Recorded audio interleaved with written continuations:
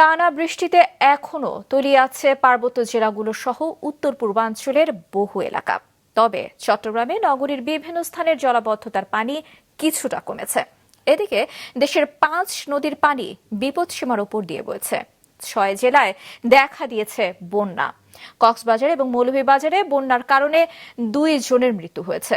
Desk রিপোর্টে দেখুন বিস্তারিত। গত কয়েকদিনের বৃষ্টিতে চট্টগ্রাম নগরীতে দেখা দেওয়া জলাবদ্ধতার কিছুটা উন্নতি হয়েছে। কমেছে অধিকাংশ এলাকার পানি, তবে এখনো তলিয়ে শমশের পাড়া সহ বেশ কিছু নিচু এলাকা। রেলপথ ডুবে থাকায় বন্ধ রয়েছে চট্টগ্রাম কক্সবাজারের রেল যোগাযোগ। ভারী বর্ষণে কক্সবাজারের মাতামুহুরী ও বাকখালী নদীর পানি বিপদসীমার ওপর দিয়ে প্রবাহিত হচ্ছে।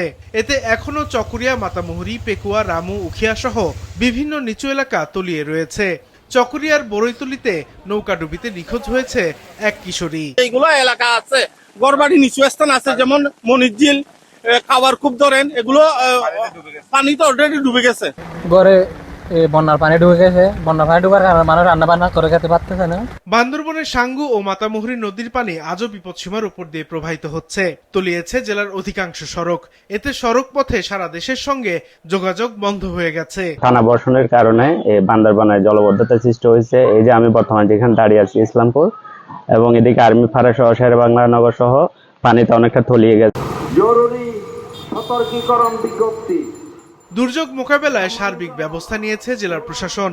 বাতিল করা হয়েছে জেলার সব সরকারি কর্মকর্তা কর্মচারীদের ছুটি। 7টি উপজেলা নির্বাহী অফিসাররা তাদের নেতৃত্বে যে দপ্তরগুলি আছে, বিভিন্ন স্টেক হোল্ডার্সরা আছেন, বাহিনী সদস্যরা আছেন, ফায়ার সার্ভিস আছে, স্থানীয় গণ্যমান্য এবং জনপ্রতিনিধিরা আছেন, এখানে আপনারা হেডম্যান কারবারিরা আছেন।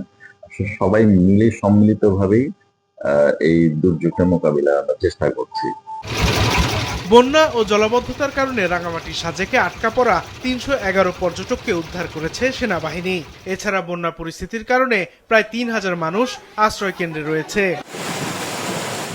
পাহাড়ি ঢল ও বৃষ্টির কারণে লালমনিরহাটের তিস্তার পানি বিপদসীমার ওপর দিয়ে বয়ে যাচ্ছে। এতে নদী তীরবর্তী বসতবাড়ি ও ফসলি জমি তলিয়ে গেছে। যে কোনো ধরনের দুর্যোগের জন্য প্রস্তুতি রয়েছে পানি উন্নয়ন বোর্ডের। প্রায় একই পরিস্থিতি গাইবান্ধাতেও। কালীগঞ্জের ভোটমারি, আদিতমারিতে আমাদের নামাচর, তালপট্টি, সদরে কিসামত, চিনাতলি, খলাইঘাট, পাগলারহাট, ঠিকানার হাট। এছাড়াও আমাদের ধলাতে বেশ কিছু ঝুঁকিপূর্ণ পয়েন্ট রয়েছে, বুমকা, বাঁশুরিয়া, বুদারু, ইটাপোতা, বনগ্রাম। এসব আমরা কিছু কিছু জায়গায় ইতিমধ্যে জরুরি আপদকালীন কাজের অংশ হিসেবে জিওব্যাগ বালি ভর্তি করে ভাঙন প্রশমন করার চেষ্টা করে যাচ্ছি।